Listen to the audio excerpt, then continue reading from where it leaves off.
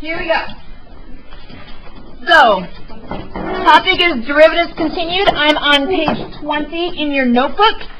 So, what you guys would have learned on Friday is that this limit process of saying that the limit as h goes to 0 of f of x plus h minus f of x all over h. And I went into in-depth conversation about how this is like a slope formula, okay? Like it's like that y2 minus y1 all over x2 minus x1. Doesn't really look like it at first, but it is. Okay? So what we're going to do is we're going to take a problem, and we're going to find the slope equation by using this process. Okay?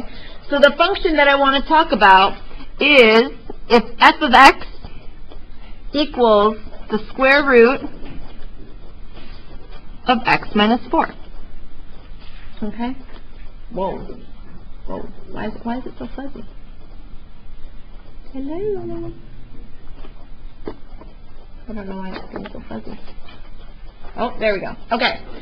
So, as we go through this, we're going to use this, and you have to be good about your, is that the composition of functions? Do you guys know what I'm talking about there? Okay, it's basically when you plug a function into another function. Like f of g of x, yeah. So technically, this is a different function. It's just linear x plus h, okay? So I'm going to use this process. So it's going to look pretty long. So the limit as h approaches 0, what I'm going to do is I'm going to take this f of x function, radical x minus 4, and wherever I see an x, I'm going to plug in x plus h. And then minus 4. Make sure that, guys, this entire thing is inside the radical. I see you guys kind of stopping the radical a little bit short, and then you get confused later on. Don't do that. Make sure it's all the way across. So this is f of x plus h, and I'm just going to subtract f of x. You're all like, what was f of x? Just go back up here and reference this. So it's radical x minus 4. Again, notice I'm all inside the radical, all over, and this is just h. And as we look at this, if we were to go and plug in h, we realize we would get 0 over 0. So we understand that we have to remove something, okay? What trick do you guys know to remove? Conjugate, right? So are we going to do it to the numerator or the denominator? The numerator. Oh, I see that this is a negative, so I want to go ahead and multiply by the positive. So let's do it to the top and the bottom. So radical x plus h minus 4 plus radical x minus 4 all over the exact same thing, because it's like I'm multiplying by 1. Okay.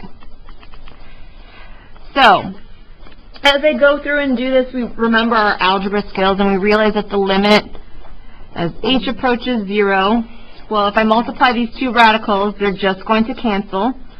If I'm like foiling, so I'm going to get x plus h minus 4. These outside radicals and these inside radicals are the polar opposites, so they will cancel and make 0. And then I have minus, because the negative times a positive is a negative. And what I'm going to do is I'm going to leave this in parentheses so that I remember to do what?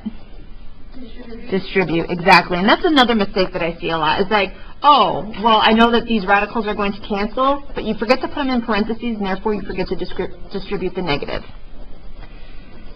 All over h, and what did I say about that bottom?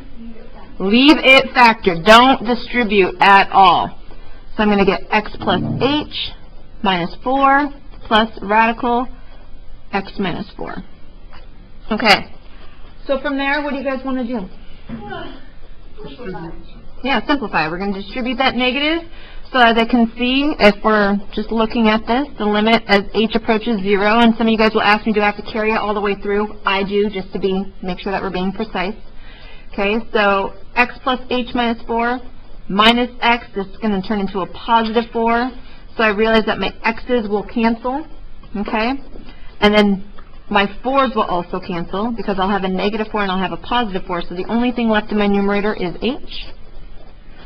All over h times radical x plus h minus 4 plus radical x minus 4. And then as you notice, what's going to happen here? Yeah, the h's cancel. What do you left with up top? Be careful. A 1. Some of us like to cancel out and make that 0. Don't do that.